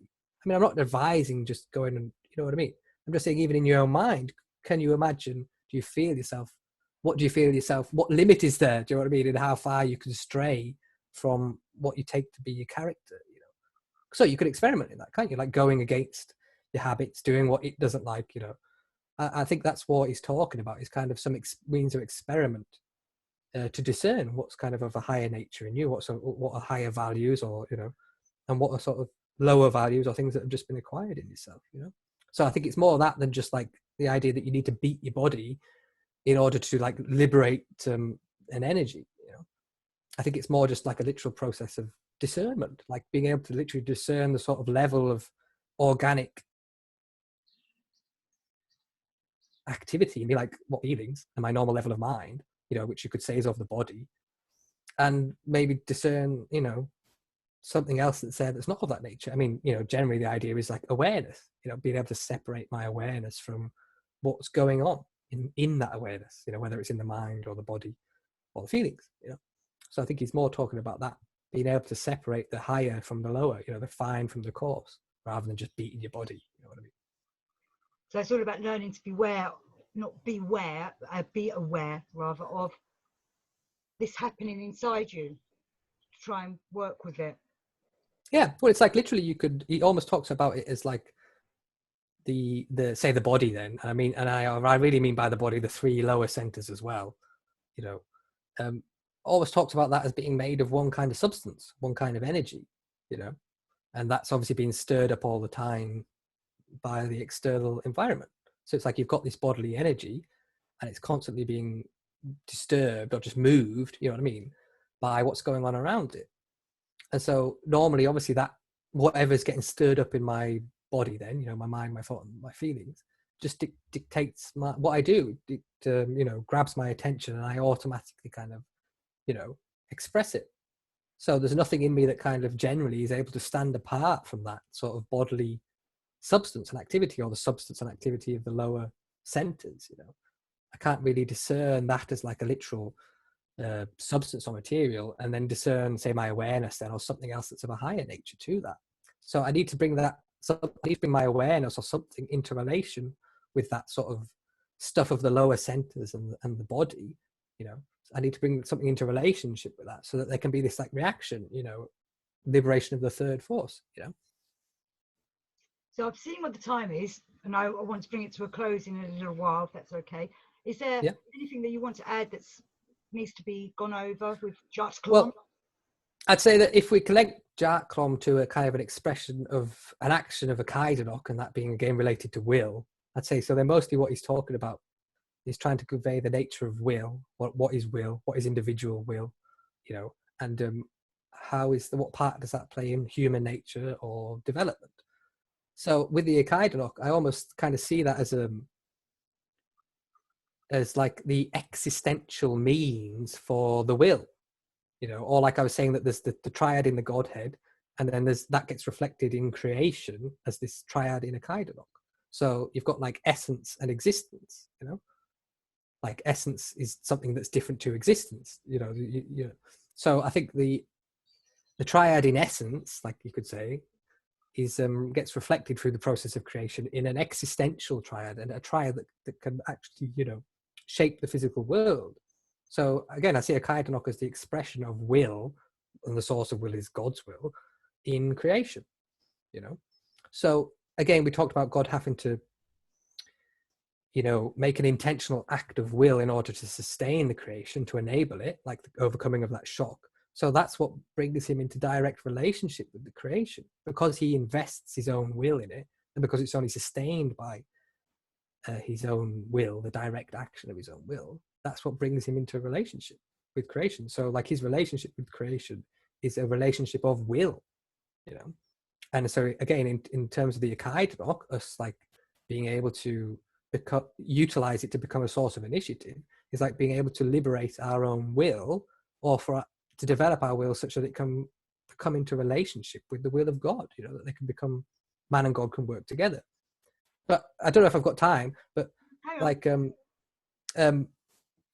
I think there's a story that comes from Ouspensky, and he probably got it from Gurdjieff. It's like an analogy, you know, a teaching story. And it sort of describes man as a house, so, or a room. Let's say you just got a room, and in that room there's like a bed, and say you've got like you've got cutlery in the room. You know, it's a multi-purpose room, not just a bedroom, but just to say one room. So you've got a bed. I don't know. You've got some cutlery. You've got like a microscope. Maybe you've got a guitar. So you've got a room, and in this room you've got different apparatus. So, like say you've got a microscope, I don't know, telescope, whatever. So each of these apparatus have a specific function. You know, they're an apparatus that performs a specific function. So that's one part of your nature, consists of apparatuses or functions, you know. Now, also in the room, there's a light, you know, there's a light switch, there's a light bulb, the source of light. Now, you can see that certain of the apparatuses, certain of the objects in the room, the tools in the room, are dependent on the sort of the level of light. Like, obviously, I can't really use the microscope in the dark, you know, I need some light for it. Whereas the bed that's in the room, it doesn't really matter, you know. I can use the bed in no light or any light, you know. I can sit on it or go to sleep in it. You can use it at night, so you need it to be dark. yeah. So you can see that the apparatuses in the room, you know, this room being like representing the human, they're dependent to an extent on the degree of light, like, you know, either to be used at all, or they can be, the more light in some cases, the more effectively the apparatuses can operate or be used. So the apparatuses and the kind of room is talked about as this aspect of man that is his functions, you know, the functional side of man. And this light, the degree of light in the room, you know, the presence of the light and the ability to, like, let's say it was a dimmer, you know, not just an on and off switch, but a dimmer. So that represents consciousness or being. So you've got a functional side of your nature, these mechanisms, these apparatuses that enable you to do some kind of work or engage with the physical world or learn stuff.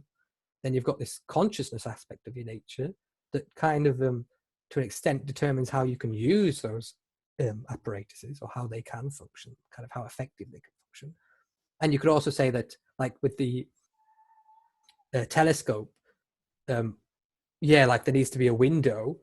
So the telescope is dependent on an external source of light rather than the light bulb in the room. So you could equate like this, the telescope there with the higher centers. You know, they require some extremely, greater source of light. Like when you open the window, it doesn't blind you, but you've got like the light of a million suns out there. So there's a vast difference between the light of the light bulb and the. So again, all I'm saying is that maybe the higher centers or higher apparatuses, they require a more extreme sort of degree of light, but all the apparatuses function by some level of light or more or less dependent on it. So you've got your functions, the apparatuses in the room, you've got your consciousness, which is this light and the level of light, levels of consciousness. And then you say the person whose room it is, or who would use the apparatuses, is the will, or your will then. So you've got you've got your will, your consciousness, and your being, all these three sides to your nature. So obviously it's only the person in that analogy that does anything. Do you see what I mean? The apparatuses and the consciousness, they're kind of passive in nature. They don't do anything. They don't initiate anything of themselves. So the will is kind of like the source, the cause of all action, all activity. It's the active principle. But the analogy kind of falls down, because when you imagine this, you imagine the person as sort of like physically moving around the room and physically engaging with the apparatuses, So you imagine kind of doing there as like some physical activity of the human, the person. But like they're saying, the activity of will doesn't really involve any action that we kind of can picture or know, because like all action that we can picture and know would be at the level of the kind of apparatuses, the functions, like if you imagine that's like material existence, so to speak, the level of the apparatus and functions, then that's all the kind of movement activity that we can know. So will is doing, the source of doing, but that what doing in that sense isn't itself isn't any kind of action that we can picture, but it gives rise to action. And the same is so for consciousness. The light in the room isn't active in the sense that it's not the light that works the apparatuses or does anything. It has an influence by its presence, the light, and the degree of the light has an influence in what can be done, but it doesn't do anything itself. So it's only the will that is like the source of action, but itself, it doesn't do anything. Do you see what I mean? It's not kind of sort of existential, although it acts in existence. So like there's this whole thing of is the will something that's kind of non-existent, real but non-existent, doesn't have material, what we consider to be material properties. How can something that's non-existent interact with something that's existent? Again, the idea of like the ghost in the machine. How can something that doesn't have a material nature move or interact with something that does have a physical nature, material nature? So there's like a mystery in that. And in Gurdjieff's thing, I would say that a kaidanock is kind of what bridges, and the word of God is theometmelogos, is what bridges the two. It's like what provides a means between the non-material, let's say, it's just one way of talking about it, and the material. I mean, he says everything's material, just different gradations of it. But it's just there is a real difference in nature between, let's say, the functions then on the material world and will. They're like almost opposites, and something needs to be, a bridge between the two. So I think a kaidanock is kind of that. And I think there's a connection there, like I was saying, that it's through the will that the creator interacts with the creation. So that's also his source of suffering. It's like if he's related to the creation through his will, that's like the most intimate form of relation you could have. So any suffering in creation, then you could say, is also a suffering to him. And you could say like he chooses. I would say like that he's trying to relieve, isn't it? Yeah. Relieve absolute suffering. Yeah. Sorry. As much as possible. Yeah, ease is suffering as much as possible. But in a sense, that suffering is the suffering is ours as well as his, because like all suffering is kind of the same in a way. So like he makes the decision through the act of will to enter creation or to become related to it, in a kind of very real way. And it's that sort of relationship of will that makes the possible, is what puts him, God, in a position of hazard then. It's like if I invest myself into a creation, and this creation has a material nature, so something that can be destroyed, then it's like he kind of makes, it seems a weird thing to say, but he almost makes himself mortal to an extent by his interaction with his creation. He like he chooses to tie his fate, if you like, with that of the creation through his will, because like the will is the most, like say, central part of what he is, and if he invests his will into something in a form that kind of can be mortal, then it's like the strange possibility of the potential for God to die, which is like what Gurdjieff talks about as that cute God litanical period in Beelzebub's Tales, some period where God almost had to ask for help, some real risk to God became possible. So I'm just saying that the relationship between God and the creation is one of will, which is a strange kind of form of relation to ponder, and that's what makes that's what makes there a possible risk, in his relationship to creation. And like that's what produces his suffering, because he is tied to creation in that way. That's a very interesting way of putting it all, and I forgot about that in Search of the Miraculous. I hadn't read that for that part of it for a while. We should do a show on the cute God liturgical. yeah. That could be, because that's something I don't quite understand myself. So that'd be an well, yeah. Yeah, so if we say that relationship is, like we said, there's the will and there's the kind of the creation, and they're different natures, and then something needs to be established between the two, and that maybe this, to an extent, is a kaidalok. A kaidalok is a kind of middleman, a form of will that's maybe partially existential and partially essential. It can be a bridge between the two natures, and there's kind of a link there, but I would say, between a kaidalok and what in Christianity is called like the Lamb of God. So again, we say that God sacrifices something of himself in order to enter into creation, this limitation, this existential nature, to become literally involved in it. So there's, again, the Lamb of God, this connection with like Christ there, So got a particular form of existential form of God, God enters man. So God entering a kind of existential or semi-existential means, and that's what links him to the creation. So you could see like a kaidalok in one sense as like, the Lamb of God, maybe Christ, or also like, I remember J.G. Bennett, he kind of interpreted Judas as actually the Lamb of God, who was actually had to go through the real suffering, because he had to take on that job of like denying the Christ. But he kind of says, Bennett, that the devil had to literally like enter Judas, and he had to willingly kind of allow that and like let the devil do his thing, let's say then. But it had to be such that he didn't really know whether he did what he was supposed to do. You know what I mean? Like, I get this idea in the esoteric thing that like him and Jesus had like said, like, this is what we're going to do, this is the plan, and so like he was all fine with it. But I think they're kind of saying that no, he had to be in a position where he didn't know whether he'd actually kind of done what he was supposed to do, or whether he'd literally damned the Christ. So you can imagine being in that position where, have I damned the Christ, or have I, not knowing? That's like why he topped himself. So that's kind of like more of a suffering than the Christ on the cross. So like the more esoteric thing is that, it was actually Judas who, through his sacrifice, that was the, that was kind of how it was. Sense, because if he's letting the devil in willingly, then that is something, obviously awful to have done.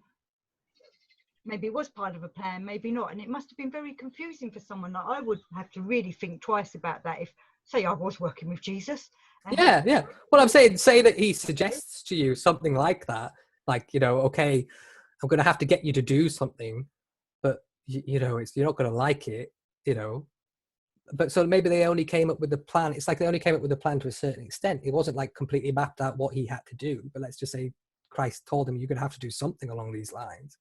But then like he didn't know, he didn't know kind of fully what he had to do. So at some point he had to make a decision, a choice, like, he had to go one way or the other, and he's not knowing whether he made the right choice. So that happened to make a choice without knowing like the reality of it, that being like this suffering, this form of suffering that is like related to the sacrifice, the Lamb of God, So I think maybe there's a connection there between the Lamb of God and a kaidalok, Like so it's giving up, as they say, the giving yourself up to the devil. And people, please don't do that.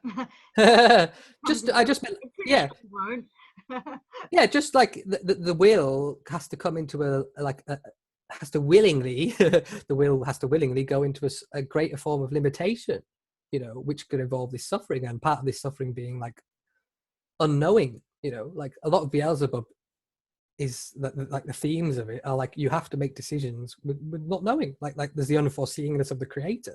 He didn't foresee certain events happening, and so when they became, you know, known to him, he had to act in a certain, you know, certain way. So it's just like the unforeseeingness, not knowing, plays an important part in creation, and like that means that we have to exercise our own will, our own decision, but in the face of not knowing. And like that can be suffering, can it? Like you have to make a choice, not knowing what's right or wrong, or maybe not knowing what consequences are going to come about until they've came about. So like, you know, hindsight could be great, like, oh yeah, I made the right decision, but also, oh shit, I made the wrong decision.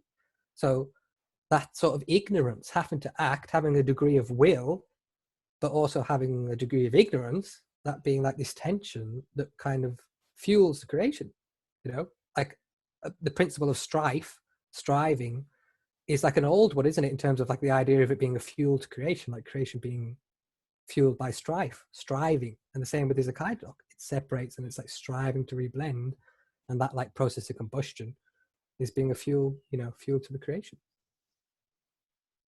Well, I just want to say to people, any people that do watch this, I have on my banner of my YouTube channel, I've done a 3D clay model of Gurdjieff and Beelzebub. So, you know, go and have a look at my banner on my YouTube channel. And Josh has his tapestry of Beelzebub for people to come to. Was there anything else you wanted to add on this subject?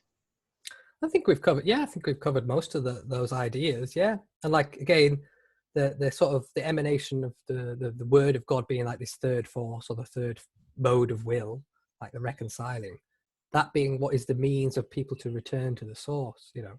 So again, like God invested himself in the creation in the form of his will is what actually enables people to return to the source, like to be this outflow and return, you know, that kind of movement. But that brings suffering, you know, that's what engages him in suffering. Like the fact that there can be this return to the source means that there is suffering.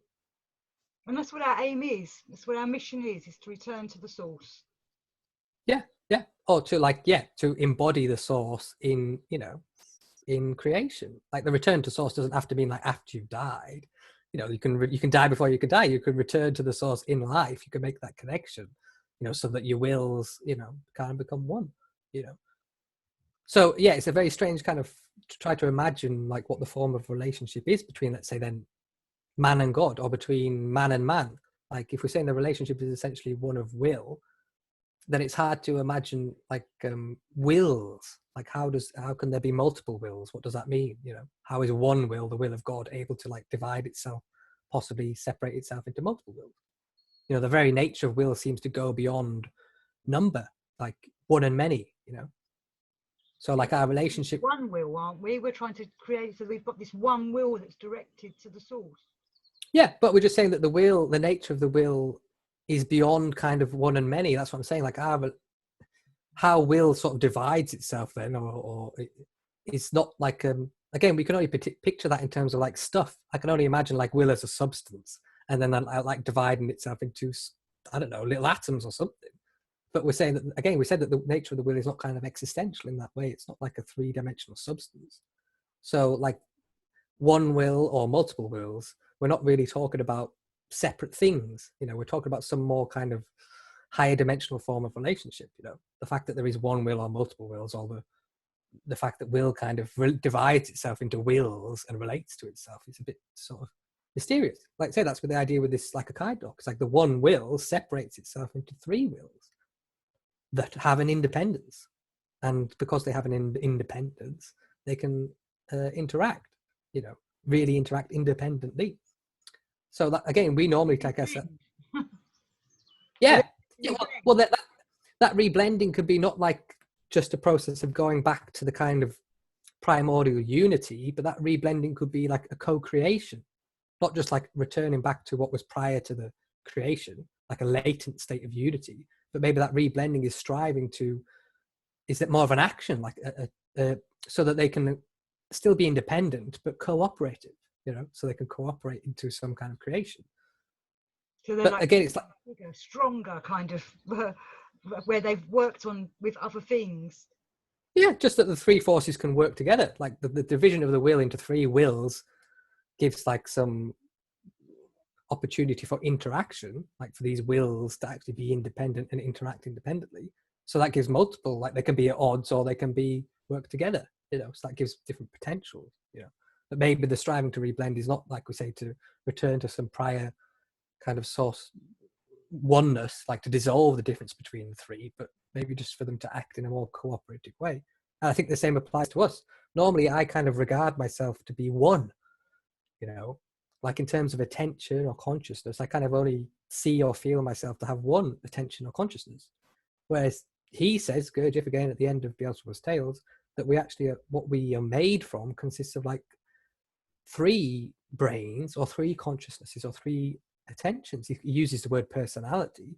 So it's like, you have these multiple consciousnesses, like each of your brains has a consciousness and an attention of its own. And that's why they can be engaged in completely different actions, directions. It's like my body can be thinking about, my body can be engaging in one like line of work and have one sort of view on things, and my mind could be engaged in another opposite like line of work and have a different view on things, and my feelings too. So it's not usual for us to experience that literally. Like try and literally imagine like your sense of self consciousness splitting into suddenly becoming three consciousnesses. It'd be like suddenly have three selves, 3 points of view, whereas we're only used to having one. And like that separation and that Djartklom, where we can see the three brains, like that we actually have these three kind of independent consciousnesses of each other. Seeing that, or like performing that Djartklom where that they actually become aware of each other, that can enable them to come into some sort of cooperative working. But I'm just saying it's quite radical for him to assert that we like have three, that our primary mode of consciousness and attention is a triad. It's three separate ones, independent ones. It's not just one consciousness. Like we often, in our kind of normal way of thinking, we always put oneness, or what we imagine oneness, at the top, and multiplicity lower than that. We always think like oneness is superior to multiplicity, whereas I'd suggest that kind of he almost suggests a greater superiority or primacy to multiplicity, or at least he kind of gives them equal footing. Like doesn't he call the law of heptaparapashno, the law of seven, the first law, and like I think he refers to the law of three as the second law. Like he seems to give a primacy to you'd think it'd be the other way around. You think, oh well, three must come before seven. Especially since I think laws get less and less as you get closer to the sun absolute. But I always found that a bit odd. I don't quite understand that myself, that the law of seven is the one that came first, and then you needed the law of three because the law of seven had to be, something was going on and things had to be changed. But well, it's like the three at the beginning to get things going, like that triad to send things. Yeah, I know. Yeah, I know what you mean. Like I say, in another sense, he says that the triad is primary, because that's like the law of three is the first, law that's latent in the one. But I'm just thinking, I'm just trying to express that I think he tries to express like multiplicity as having like not just being like a derogator of, a lesser form of like unity. So it's like the idea is not that multiplicity just needs to be dissolved back into a unity. Like the idea that this multiplicity has a value, and its value is not just to dissolve itself back into unity, then, or oneness. And in terms of the law of seven, the law of three, I think it's that the law of seven is kind of like this multiplicity that needs to be present in order for what we take to be causality to happen. Like he kind of talks about triamazikamno, the law of three, as causality. Like he says that it's something, a cause always has effects that lead to another cause. So that's like, what we take to be sort of time, causality. But it's like saying even prior to causality, there has to be like this law of seven, these kind of separate individual stages or aspects that have independence before there can be causality. So yeah, I'm just thinking that a lot of the time we conceive unity or oneness, however we picture that, as what we're after, and kind of always put that as like superior to multiplicity. Like we can't conceive of multiplicity before unity, because we're so used to kind of conceiving things, imagining them in a spatial way. If I'm used to just imagining things in terms of objects, then multiplicity, many, is always going to be like secondary or lesser to unity, because any like I don't know, space full of multiple objects, I can always kind of think that there is a larger singular space that encompasses in that. So like it's my kind of object, my like thinking that's based in terms of objects, the laws of objects. It kind of usually makes me think that oneness is prior to multiplicity, because in the objective, not the objective, but in dealing with the physical world, it's kind of like that we can all, no matter how many things you've got, you can always imagine, whether it's actual or not, some singular thing that they form or compose, isn't it? But maybe there is this greater reality to like multiplicity, you know. It is very odd because it's strange when we talk about it. I kind of like, yeah, it's making sense, and then I walk away and it's like, I'm confused again. Yeah. Well, just take that experience like that you could possibly have in yourself. It's like a Djartklom can happen, a shock, and you can literally experience like multiple consciousnesses in yourself. Like you could experience a consciousness of the body doing something, like it's like the body's over here doing something and then your feelings are over there doing something else. It's like you can experience this multiplicity in your consciousness, you know, like that you can literally get into that sort of state. And then like being in that state, they kind of have the possibility to recognize each other, like these independent consciousnesses, and work together. Like he gives the analogy in some of his writings of us, like says the brain, our being's like a factory, you know, and there's like three owners, you know, a triad of owners to the factory, and they communicate to each other, like they're in different offices, but there's a central like secretary who's like supposed to be the means of passing on messages, you know, to the different three owners. And he kind of says that our subjective sense of self and sort of attention, you know, is this secretary, you know. So like what we feel ourselves to be is not like really the I, like the three centers. What we feel ourselves to be is just this secretary who's just a means of interaction between the three. But like he says, the secretary's kind of come not to perform its role properly and kind of imagines that she's the owner of the business. So it's like in myself, in myself, I have this sense of a singular kind of subjective attention, you know, and like I think that's me. I think this singular sense of self that I have is it is me, and therefore I'm like in charge of my mind or my body or you know, whatever. Whereas he's saying that that's kind of like your singular sense of self and subjective attention. It's just like the product of these three brains centers kind of having some degree of communication. It's like, you know, imagine your three centers talking to each other as three people, and somehow the message that they're talking, the words that they're saying each other somehow comes alive and gains its own sense of consciousness. So it's like the talking between our three brains somehow, because they are conscious, three centers, their substance is consciousness, and it's like their messages that they send each other are conscious. Like imagine a living substance of consciousness, they're passing that between each other, and because of the nature of that substance, it's like in transit, the message can kind of somehow develop its own consciousness, like a sense of I. So like he says, your subjective sense of I and a singular sense of consciousness is just a result of your three brains kind of chatting, and the noise of that chatter kind of becoming self-aware, but ceasing to be aware of the, you know, its origin in terms of the three centers, you know? So it's like your singular sense of like a singular witness and a singular attention is just like some distortion, some byproduct of these actually three separate attentions and consciousnesses that are interacting. So you can imagine that like moving from that singular sense of the self to kind of like the centers can be quite a distorting process. Like if you're used to regarding your kind of self as like a singular I, and then you suddenly like divided into three, that can be pretty disorientating. And again, there's ideas here about connections with the higher centers possibly having negative results, and like schizophrenia and things like that. Maybe these are all like partial distortions on that process. It's interesting because I do remember a teacher I was with was always checking everybody's, you know, their mental health before he took them on into their classes. And I wonder what Gurdjieff would think in today's world, where we have a lot more mental health problems compared to what was happening back in his day. Yeah, well, I mean, obviously it's hard, isn't it? If you like, say you open yourself up as a teacher, or I don't know, a group, and yeah, people can be coming to you in all different states, you know, of humanity. Like Gurdjieff would say, different states of disrepair, and some of them you might not be able to help, or they might just be too, you know,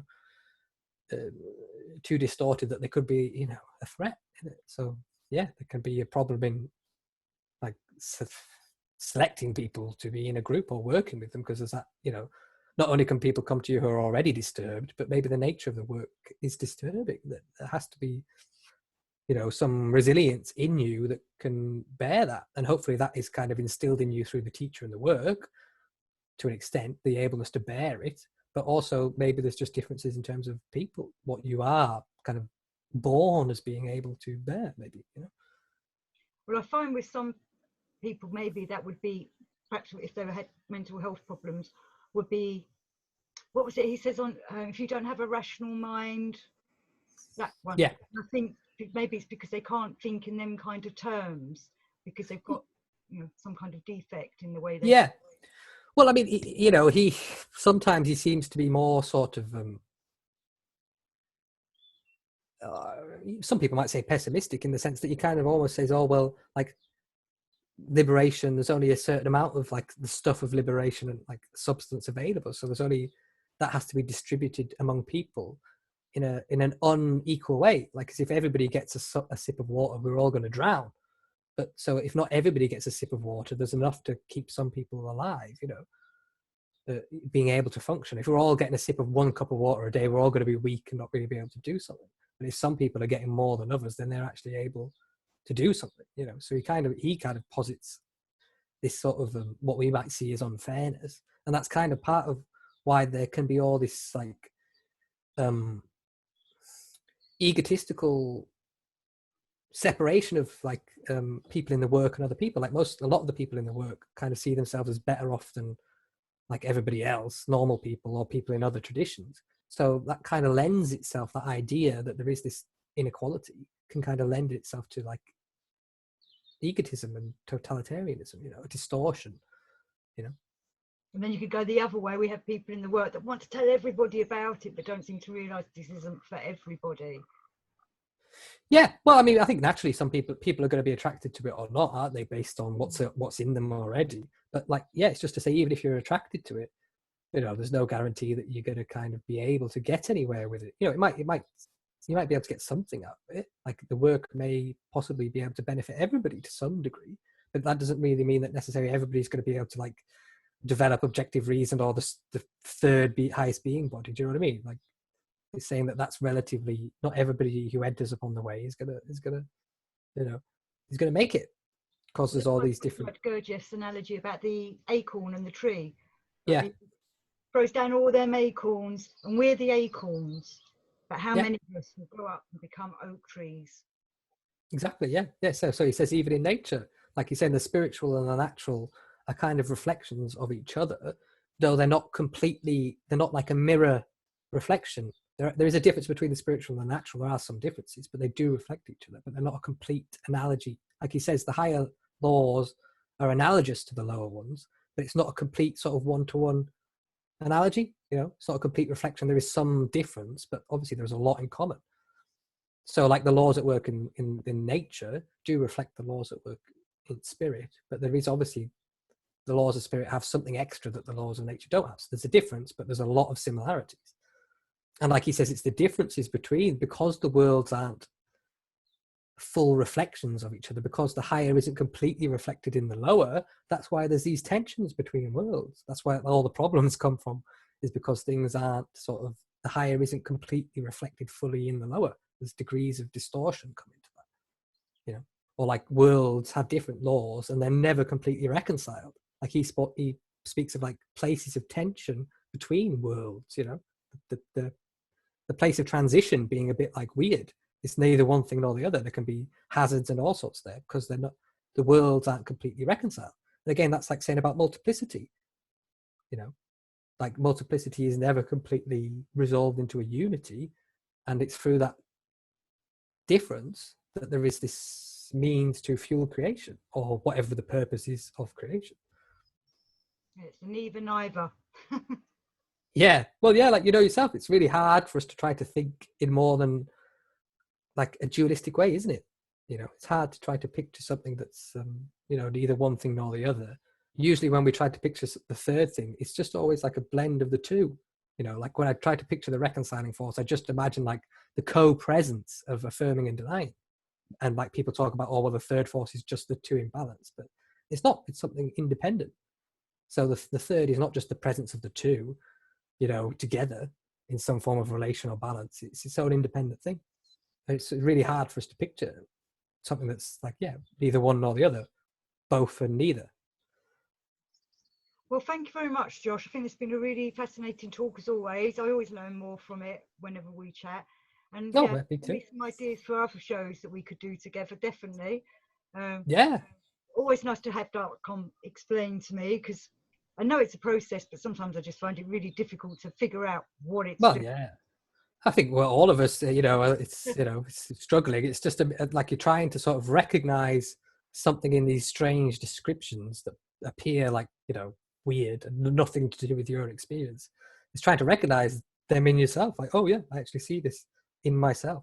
It's not actually just some strange description of something weird. You know, it's just a description of something that I see all the time. I just not really recognized it. So I'm not really recognizing like the label or the form that he's using to communicate something that's already in me. You know, really, you do recognize it. This like Djartklom and Law of Three and stuff. Like that's what's going on in your experience all the time. You have an understanding of it because you're able to do. You know, it's, you know, to some degree you're able to function. So you're utilizing Djartklom and the Law of Three or whatever, Law of Seven all the time in all your actions. But we just can't kind of stand apart from that to like really see it, you know, or recognize our experience when it's put into some apparently strange form, you know. Well, thank you very much. We should do this again soon. Yeah, it's great. It's always, like I say, I love chatting with you, Debbie. It's great. And you're doing the All and Everything virtual conference next week. For those that watch this within the next week, if you haven't signed up, the online All and Everything conference starts on Thursday the 15th or Thursday the 14th of May for 2.5 days. And then, yeah, so you've got a week to sign up for that, guys, if you want to. Josh is speaking there, as well as many other people, Tony Blake. Oh, loads. Names are not. Yeah.